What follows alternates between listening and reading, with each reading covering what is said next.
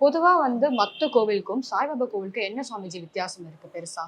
இல்ல மத்த கோவிலுக்கும், சாய்பாபா கோவிலுக்கும் ஒரு பெரிய வித்தியாசம் கிடையாது. என்னன்னா, ரொம்ப எளிதா நம்ம பாபாவ வழிபட முடியும். வழிபடலாம். இப்ப மத்த கோயில்ல போனா, நமக்கு ஒரு இது இருக்கும். அது என்ன சொல்ல, ஒரு குறிப்பிட்ட மேரிகோ அந்த மாரி. இடம் வரைக்கும் தான் நம்ம முடியும். தூரத்துல இருந்து தான் நம்ம வழிபட முடியும். ம். ஆனா, பாபா பாத்தீங்கன்னாக்கா, நம்மள மாதிரி. இப்ப நான் எப்படி உங்க பக்கத்துல நின்னு பேசுறேன், ம். எப்படி உங்கள ஒரு சகோதரியா நான் தொட்டு ஒரு சந்தோஷமா பேச முடியும், அந்த மாரி பாபா பக்கத்துல இருந்து அவர நம்ம பார்க்க முடியும். ம். அவர தொட்டு வணங்க முடியும். அவர்கிட்ட நம்ம மனம் விட்டு அவர் பக்கத்திலேயே நம்மளால பேச முடியும். ம். அதுதான் மத்த கோவில்களுக்கும், பாபா கோவிலுக்கும் உள்ள வித்தியாசம்.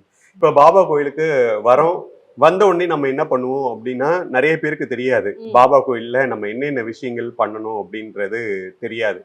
நேரா அப்படியே பாபாவ பார்த்துட்டு போயிடுவாங்க. ஆனா நம்ம எந்த ஒரு சித்தர்கள் கோயிலுக்கு போனாலும் நம்ம பண்ணக்கூடிய ஒரு விஷயம் என்னன்னா, தியானம் பண்றது.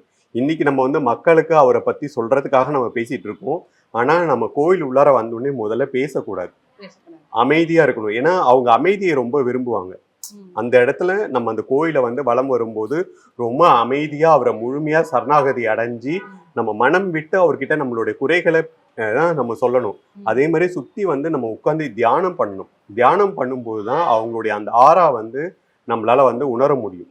எந்த ஒரு கோயிலுக்கு போனாலுமே நம்ம அந்த கோயில்ல மினிமம் ஒரு 15 நிமிஷமாச்சும் நம்ம தியானம் பண்ணணும். அப்படி தியானம் பண்ணும்போது தான் அங்க சொல்லக்கூடிய அந்த மந்திர உச்சாடனம், அங்க இருக்கக்கூடிய அந்த வைப்ரேஷன் நமக்குள்ளார வரும். அது நமக்கு நிறைய நன்மைகளை கொடுக்கும். இப்ப எக்ஸாம்பிள் சிவன் கோவில் வச்சுக்கோங்களேன். அங்க ஒரு வழிபாடு இருக்கும். விநாயகர் கோவில்ல அங்க ஒரு வழிபாடு இருக்கும். இப்ப அம்பாள் கோவில்ல ஒரு சில கோவிலுக்கு ஒரு விதமான வழிபாடுலாம் இருக்கும். சாய்பாபா கோவிலுக்கு எந்த மாதிரி வழிபாடு பண்ணலாம் மக்கள்? இல்ல சாய்பாபாவுக்கு இதுதான் அப்படின்றதுலாம் கிடையாது. நீங்க வரும்போது அவருக்கு வெறும் கையை வீசிட்டு அவரை வணங்கினாலுமே இப்போ போதும். சிவன் கோவில்னா வில்வ இலை எடுத்துட்டு வில்வ போவாங்க. இலை எடுத்துட்டு போனா பெருமாள்லாம் பாபாவுக்கு துளசி, ரொம்ப பிடிச்சது பூ, என்ன பூக்கள். பூ ரொம்ப விரும்பி அவர் கொடுப்பாரு? நல்ல வாசனையான மலர்கள், ம். நல்ல நிறம் இருக்கக்கூடிய மலர்களை நம்ம கொண்டு அவருக்கு சமர்ப்பிச்சாலுமே போதுமானது.